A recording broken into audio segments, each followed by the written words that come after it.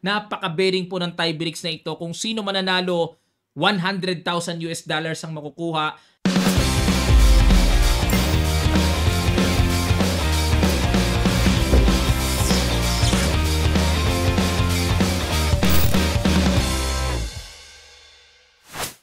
Magandang araw sa inyong lahat mga kamatsas. Ngayon naman po, ihabol nating i-analyze ang lahat ng naging game si Fabiano Caruana sa tiebreak nila dito sa katatapos lang na Superbet Chess Classic Romania. Napaka-bearing po ng tiebreaks na ito. Kung sino mananalo, $100,000 ang makukuha. Mahigit 5 milyong piso sa atin yon. Pinasarap pa kasi ni Fabi dahil natalo siya kay Giri sa last round ng Classical. Nakahabol pa si Gukes, Pragdananda, Perusa. Tuwang-tuwa yung tatlo, naka-tiebreak pa, pero this time, mauungusan ba nila si Fabi? Yan ang aalamin natin. Okay, first game ni Fabi ay si Gukes. Nag C4 English opening, E5 si Gukes, D3, Knight F6, Knight F3, Knight C6 at nag A3. Ayan, parang baliktad na Sicilian Najdorf eh. Parang reverse Sicilian siya. Nag A5 para mapigilan yung B4, E3, D5, capture, and nag-B3. Ayan o, para siyang reverse Sicilian Najdorf. Knight BD7. Pag sinabi pong reverse, yung posisyon ng puti, parang nasa posisyon ng black yan. Binaliktad lang. Queen E7, Bishop E2, Knight B6, and nag-castles, Bishop E6, Queen C2, at nag-Rook FD8. At yan po ang new move sa labanan na ito dahil ang recorded pa ay F5. Ayan, may tumira ng ganyan. Pero dito tayo, new move, nag-Rook FE1, F6, parang tibay na tibay talaga yung pawn sa E5, Knight E4, Queen F7, tinarget ang pawn sa B3, nag-Knight FD2, depensa, at nag-Bishop F8, at dito nag-Rook AB1, nako ito yung mga binibiling mga kunat-kunat eh, Knight C5, umatake na si Fabi. Capture, Rook AD8, pinilahan ng pawn at nag-Queen C2, bumalik ulit, Bishop F5. Ayan. Ang gustong mangyari dito ni Gukes, mapakumit niya si Fabi na mag-E4 mga kamatsas. Para yung pawn sa D4 bumuka later on sa Knight. Pero, nag-Knight E4, good move para ma-maintain ang shape ng center square. At kumapture na, capture, pasok, Rook D2, Queen C1, at nag-Rook D6, bumalik ulit. Kasi walang magagawa eh. Walang makukuha eh, no? Bishop C3 lang eh. Wala eh. Kaya napaatras lang. At Bishop C3, King H8. Ayan, baka kasi mamaya mawala yung knight eh. May Bishop C4, tuhog yan. At nag-H3, pasingaw muna sa back rank. Naku po, ito yung mga kunakunachi. Ang kuna to, Queen C2, islug-islugan time. Queen E6, talo inip. Rook E C1 at nag-Rook D8, talo inip talaga. Ayan oh. Parang paikot-ikot lang ang mga pyesa nila eh. Oh. Queen B2, H6 para may extra singaw at nag-Rook C2, Knight C8, Bishop C4, Queen D7. Yun nga lang dito mangyari Bishop pair versus Knights. Tingnan natin sino ang lalamang dito. Medyo semi-close pa ang position eh. C6, B4, capture, Queen C7, Rook D2. Grabe talaga. Kailangan matyaga dito sa position na to. Talo, inip talaga. Queen A2. Bad move daw. Sabi ng computer engine, dapat ay capturein na pag knight takes and Queen B4. Medyo parang hindi ko rin type sa puti, ano? Queen A2, C5, Bishop E1, Knight D6, Rook D1. Sacrifice yung pawn sa E4, pero nag-Rook D8. Ano mangyayari pag kinapture ang pawn sa E4? May Bishop F3, pag dinipensahan, capture, and Queen E6 pasok. Then may pasok Rook D7, lamang ang puti. Okay? Balik tayo sa Rook D8. F3, depensa, Knight B7, Rook B1, target sa weak pawn B6, Knight C8, depensa kagad. A4 at nag-Rook D6, extra support, Bishop A6, Knight D8, maneuver, Queen B3, King H7, talagang ang kunat ng laban nila, no? Ito yung mga nakakainis na laban eh. Yung uuhawin ka, gugutumin ka sa paikot-ikot, oh. Ang kunat. Oh, Bishop E6, Queen D8, naku po, pambira. Knight C6, Queen C2, Knight E7, King H2, ang kunat. Ano ba, magtabla na lang kayo. Ayun na, nasobra na sa kakunatan, nagwala na si Pabi. A5, yun nga lang, timing na bad move pa. Dapat daw H4. Yun pala ang mga tamang kunat. Ilalagay sa H5, no? O, mga extra kunat. Pero nag A5, kinapture, Queen A3 para double attack, and nag Knight B6, Bishop E2, Knight D7, bad move. Dapat daw tira ay A4. Yun nga lang po, konti na oras nila. Naglalaro na ang oras nila sa napakalapit na. Ultra bullet na yung oras nila Capture, Queen C8, Bishop E1, Knight C6, Bishop C4, Knight B4. Ayun, pinakapture na. Tinakes. Pin. Rook B3, capture. Lamang pa rin ng, may extra pawn pa rin si Pabi. Queen C5, Queen B3, Queen D6. Ayun bad move. Dapat daw ay Knight to F8. Yun nga lang, 9 seconds na lang si Gukesh kaya medyo pressure na rin. Queen D6, Bishop E6 para ilalagay yung Bishop sa F5, maka-check. Pero mali pa rin, Queen B7 daw mas malakas. Okay, balik tayo. Bishop E6, Knight F8, dapat daw Queen E7. Okay? Knight F8, Bishop F5 check, pasok. Yun lang, naposisyonan. Pagka ganyan po, nako talaga nangangamoy ng panganib yan sa black. Tingnan nyo yung Queen at Bishop, napaka-aktibo. Knight H7, Bishop E6, ambitious move, mamatyasin. Bad move daw. Dapat ang tira Queen G6 pag nag-Knight to F8. Balik lang. Knight H7, ayun lang. Magbi-Bishop E6 din pala ang computer. Pero parang yung H4 okay naman para wala lang Knight G5. Pero balik tayo, Bishop E6 nilagyan ng bad move pero later on yan din ang tira ng computer. Ano ka ba talaga, Stockfish? Queen F8, Queen D7, Knight G5, Bishop D5, G6. Ayun. Lalong sumama ang posisyon ni Gukesh dito. Dapat daw Queen B8. Huwag munang mag-commit ng mga pawns-pawns dyan. Kaso nag-G6 H4, Knight H7, then Bishop F7 to attack the G6. Queen G7, check, Knight F8. Ay, napingasan lang din pala.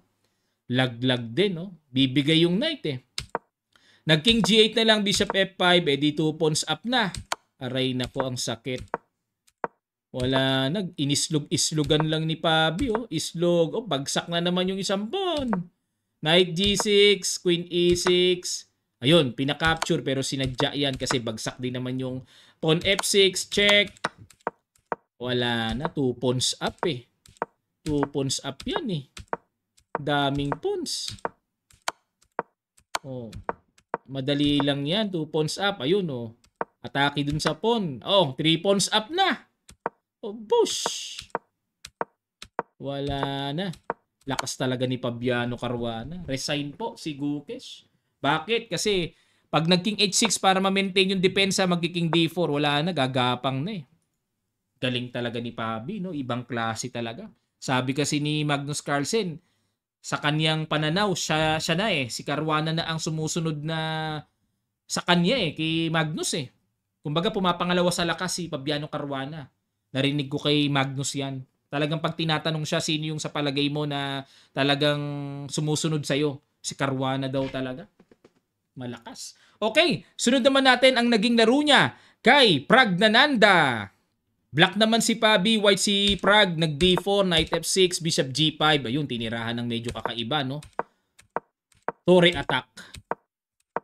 Knight BD7. Trivia hindi po galing kay GM Eugene Torre ang Torre attack Mas matandang Torre pa. Doon ang galing ang Torre attack. Ayan, capture. Double pawn, Nagpa-double pawn si Pabi. Castles at yan ang novelty.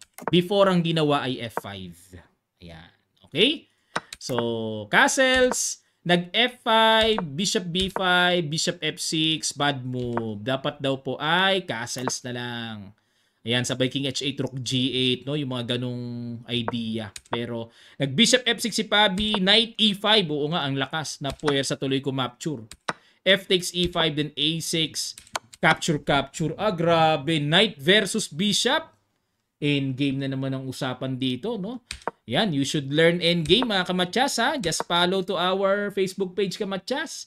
Puro mga endgames ang study natin doon. Nag-H5 si Pabi, bad move. Pero kaya naman niya ginawa yan dahil may annoying na paparating Queen H5 na tipong parang mafi-freeze yung king side na galawan. O pero dapat daw Queen E7. Kapag nag-Queen H5, Bishop A6.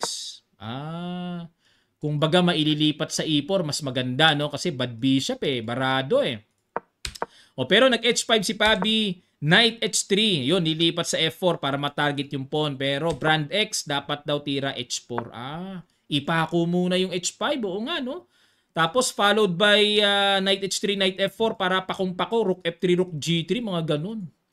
The best. Oo nga. Knight H3 ginawa ni Prague H4. Ayun, naka-H4 tuloy. Di na naka-H4 ang puti. Knight F4, castles. Rook B1. Dahil diyan ka nag-castling, mag-B4. Bobomba si Prague. Nag-King B8, Rook F2 para pag bumomba, sabay patong na. Aba, talagang dire-diretso ang pag-relay ng pressure.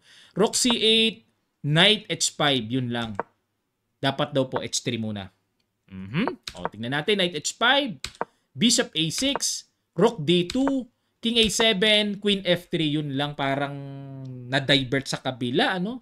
Parang kung ako, parang gusto ko pa rin bombahin yung King dyan Pero na-divert nag-Queen F3, ano kaya plano? Queen A4, ayan na, niligalig na. Rook A1, Queen C6, Knight F6, A4, A3, Bishop C4. Ayun, hindi rin nagtuloy yung planong F4 or B4 bomba, no? Sayang.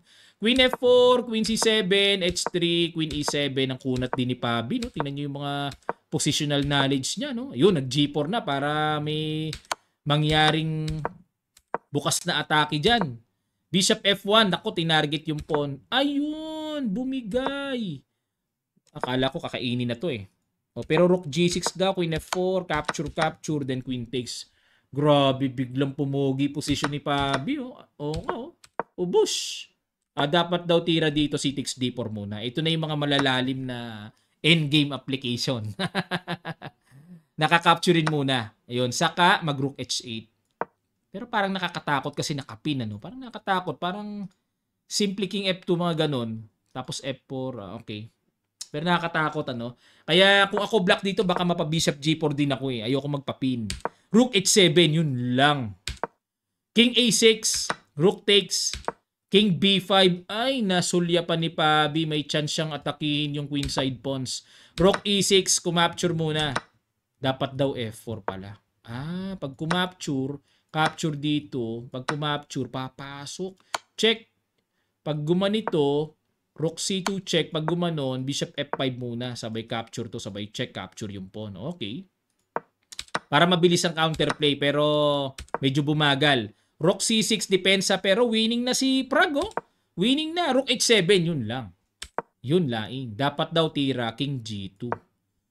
Ayun, pag King C4, Rook D7, yun lang, ang lalim. Pag naging B3, Rook D6. May ganun palang idea. O nga, no? Pag kinapture, unstoppable Pag umalis naman, may capture check, depensado pa yung pawn B2. O nga, sakto yun. Pero nag-Rook H7, King C4, Rook H2, ayun, para early defense, na pressure si Prague. Dapat daw Rook D7 pa rin. Pwede pang ihabol yun. Umatras, na passive ang pyesa. Na passive, Todas ka. Grabe, nakaganon pang bigla.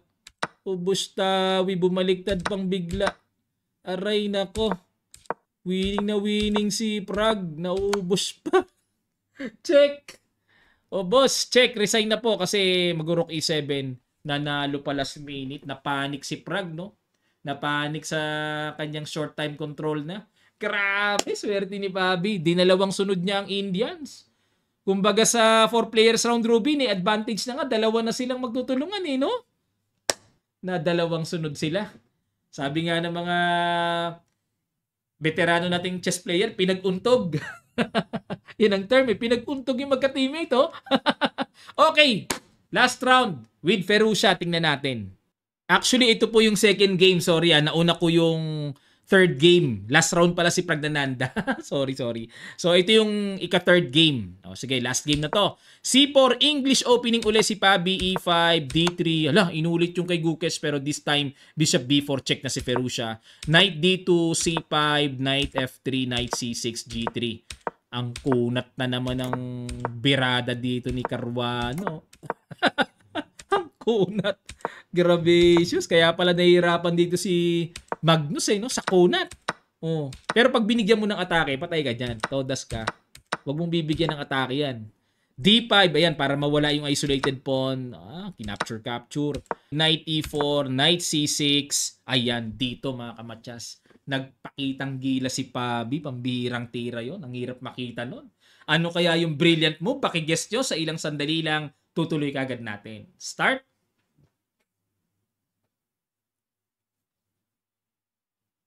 Maraming salamat po mga kamatsas. Grabe itong tirang to. Bishop F6. Grabe. Lupit mo, Pabi.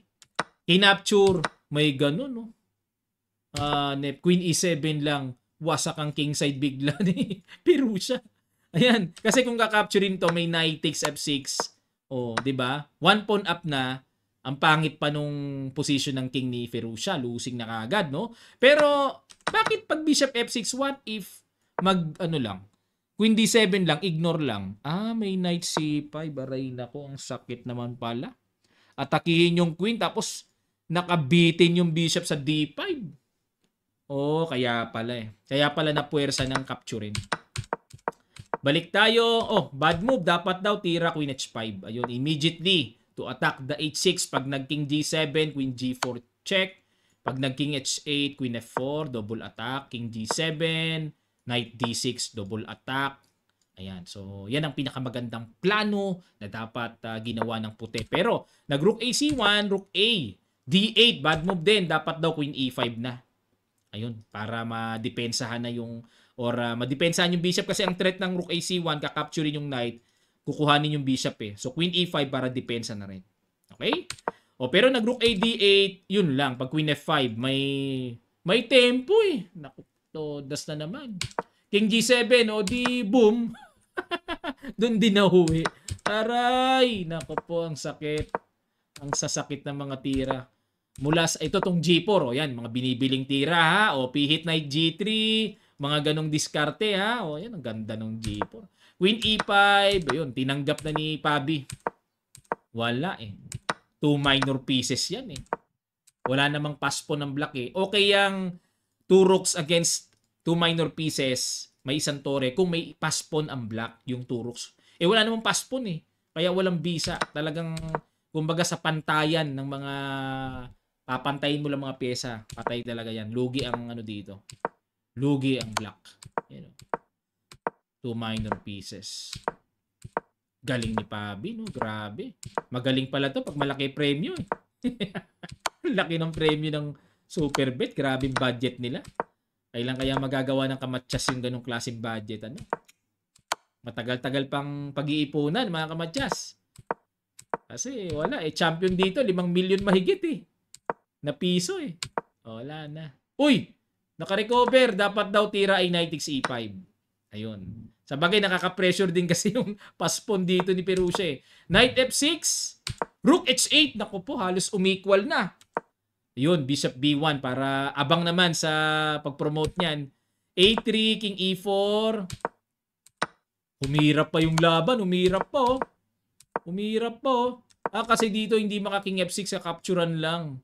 Hindi makapture kasi mag-A2 ko Queen. So, nag-Knight F6 to support Knight 7, King G7, and Bishop A2. Yun nga lang, nakawala na yung tore. F4, Rook C8. Yun lang! Dapat daw po Rook B5 check. Iniisip ko kung Rook B2. Kaso may Bishop takes pawn lang pala, no? Hindi pwedeng, mauunang mag-Queen. Halimbawa, mag-Rook B2, parang yan yung nakakailang eh. Takes, halimbawa, mag-A2, capture. Ayan. Wala. 3 pawns yan eh. No questions na about yan. So, Rook C8 na dapat Rook B5 check daw. King D4, yun lang. Totally equalized na. Sa bagay, wala nang oras si Pabi. Dapat daw po ay Knight H5 check. King G6, King D6. Ay, grabe, lalim. ng winning approach dito. Ang lalim ng winning approach. Grabe, tapos mag-rook h8. Teka muna ha. Ang lalim ng kakapturin doon pag nag-king g4 hindi pwede. May check ano. King h4. G6. Ay, may G7. Unstoppable na yan. Yun pala yun. Grabe. Ano? Ayun na naman. Ano? Kakatuwa yung ano eh. Check pala no? Pag kinapture to, wala. Bishop takes eh. Sabay may check eh. Ano? Malupites mga kamatsas. Nag-king d4. Pressurize dito si Fabi. Saka kinapture. Ayun. Oh, yun pa rin naman ang pinasok pero equal. Naku, ang gandang endgame drills to ah. Equalize. Oh, equal pala to. Kahit 3 pawns, no? Ano? Ayun, nag-rook a6 mga kamatsas. O boss. Dapat daw king h8. Yan ang panabla. Halimbawa, kung mag-king g6, rook a6 lang. Maintain lang ang pin. Di makagalawang knight. Pag nag-king f7, o di check ulit. Wala. Hahabulin ng mga check yan. Balik ulit sabay pin. O pero nag-rook a6, ano diferensya? King g4, yun lang. Na-miss yung napakagandang tira pala. Aalis na pala. Pag kinapture ito, f6. Pag nag-rook a5 para di makapush, wala, may f7 eh. Talo, unstoppable. Rook f5, sabay kukwin na, no? Oo nga, no? Pagka pumunta dito, may G6. Tuloy-tuloy pala yun. Wala palang panangga na yan dyan. Pag nag-rook A8, King H6 muna. Huwag magmamadali ng F7 ha. Yung ganyan, Queen. Pwede pa rin pala. Naisip ko parang may tabla, hindi pa rin pala. Pwede na pala. Wala, pwede na. May ganun eh. Makakarina eh. Balik tayo. Pero nag-King G4 dito si Fabi. Ayun, wala na, hindi na tamaan dito. Dito ang tabla ay King H8. Yan pala panabla dito. Ngayon ko lang nakita tong rare end game na to mga kamatsas. 3 pawns and knight. Tabla pala to. Sa bagay, committed na yung pawn H7 eh. No? Kung nasa H6 pa yan, ibang usapan eh. Ayun no. O dito, talo na naman. O hindi talaga makita itong G6 naman pala tira dito. Huh? Ano? G6? Grabe pag kinapture queen. Pag kinapture ito, king g5, bubus pala to. Ano? f6. Pag kumapture, may h8 queen. Capture. Makaka-reina pa rin eh. May ano pa rin doon. Pag check, paano kung pumunta dyan? f7. f7 pala. Pag king g7, di h8, then f8. Matchas. Paano kung kumapture dito, stalemate, may king f5 pala? Wala pa rin pala. Pag kinapture kasi stalemate eh. Hindi pa rin pala mapigilan yung Reyna. Talo pa rin. O, lats pa rin. Grabe, ganda ng endgame nila. Instructive yun ah. Ang galing ah. Ang galing. Kaso ginawa ni Fabi nag king f4 eh. Oh. Sabagay, wala nang oras kaya hindi na ma-analyze yung ganong winning eh. Tingnan natin. Makita kaya yon? Ayun! Nakita na. Nakita na ni Fabi. Nakita ni Fabi. Naihabol pala yung idea na yon. Uy! Stalemate! Stalemate pag kinain. Kaso king h4, iyakan time. Check! Stalemate! Dito po nag-resign na. Kasi kung check yan dyan, wala. Iiwasan lang yan hanggang dulo. O ngayon, wala nang sacrifice. Kakapturing na talaga ng queen yan. Pag rook g4 sacrifice, king takes, walang stalemate. May extra square for the black king. Okay, ganda no? Nang na-analyze natin sa laro ni... Pinaka nagustuhan ko laro ni Fabi and Ferrucia sa tatlo. Kayo ba? Convinced ba kayo? Ano? Maraming salamat po mga kamatya sa inyong matyagang panonood. Sana natuto kayo dito. Napakahusay ni Fabiano Caruana. At nakuha niya ang kampyonatong $100,000. At may paparating this coming July 10 ang Grand Chess Tour naman. No, Rapid and Blitz yun. Kasali si Magnus Carlsen na naman. Kasali si Wesley. So, ayan, kung may time tayo na ma-live ito, mga kamatyas, maganda. Okay, maraming salamat. Magkita-kita pa tayo sa mga susunod pang chess updates.